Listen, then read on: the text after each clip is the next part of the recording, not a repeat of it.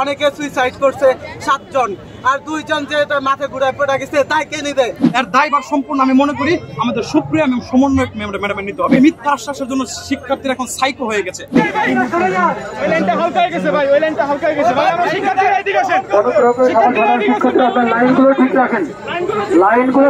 আমি আজকে প্রকাশ্যে বলছি, আমাদের ডিপার্টমেন্ট, আমাদের 7 কলেজের সমন্বয়, ঢাকা বিশ্ববিদ্যালয় প্রত্যেকে আমাদের আশা দেয় রাখছে, বলছে যে তোমাদের প্রমোশন পাবা, তোমরা ইনকোর্স সেকেন্ডে তোমরা ইনকোর্স পরীক্ষা অংশ নাও, তোমরা নিরাশ হয় না। কিন্তু আজকে যে আমাদের ভাগ্য নিয়ে খেলতেছে, এই যে অনেকে সুইসাইড করছে 7 জন, আর 2 জন যে মাথা ঘুরায় পড়ে গেছে তাই কে নিবে? সুপ্রিয়া ম্যাডাম বা ঢাকা বিশ্ববিদ্যালয় নেবে? আমরা যদি অল সাবজেক্টে আবার পরীক্ষা দিই, এর চাইতে খারাপ রেজাল্ট আমাদের হবে। এছাড়া আমাদের জীবন নষ্ট হচ্ছে এখন। এছাড়া আমরা কি করব? এখন যদি দাবি না মানে আমরা 5টার মধ্যে সুইসাইড সবই করে ফেলবো। এরপর ঢাকা বিশ্ববিদ্যালয় দেখি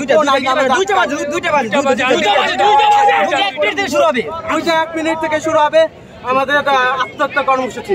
আপনাদের নিজ চোখে দেখবেন।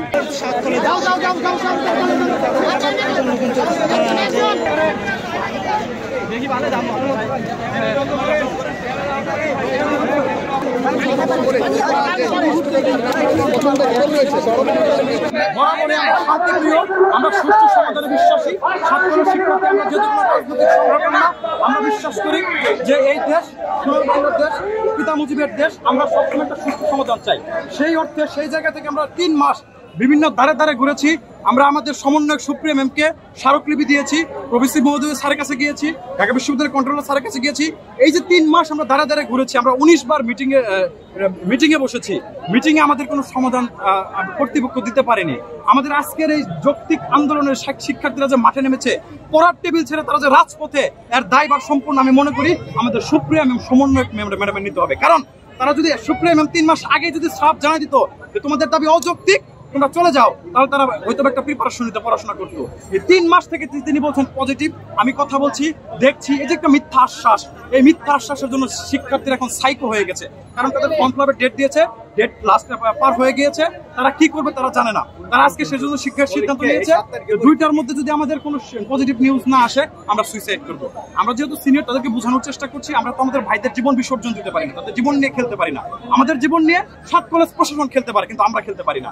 আর এখানে ভুক্তভোগী প্রায় 12,000 প্লাস শিক্ষার্থী, 12,000 শিক্ষার্থীরা তাদের শিক্ষা জীবন হুমকির মুখে। তাদের আদৌ কি কোনো সমাধান হবে বা শিক্ষা জীবন শেষ হবে এটা তাদের জানা নেই। কারণ নন প্রমোটেড যে সিস্টেমটা, কেউ যদি এক সাবজেক্টও ফেল করে তাকে আবার ফুল সাবজেক্ট পরীক্ষা দিতে হয়। 9 মাসের অন্য বর্ষ পড়েছে, আবার বিগত 9 মাসের পেছানো হয়। পেছানোর পর এক সাবজেক্ট ফেলের জন্য তাকে ফুল 8 সাবজেক্ট 10 সাবজেক্টে পরীক্ষা দিতে হয়, যেটা নিতান্ত সাধারণ শিক্ষার্থী মনে করে এটা যৌক্তিক, এটা অমানবিক, এবং তাদের নিয়ম যেটা আছে অমানবিক এবং রীতিমতো এটা জুলুমের চর্চা।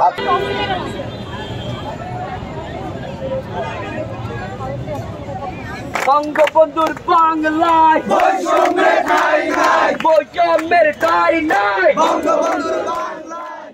সংবাদ, ফিচার ও অনুষ্ঠানের জন্য ভিজিট করুন সংবাদ প্রকাশের ওয়েবসাইট এবং যুক্ত থাকুন ফেসবুক পেজ ও ইউটিউব চ্যানেলের সঙ্গে।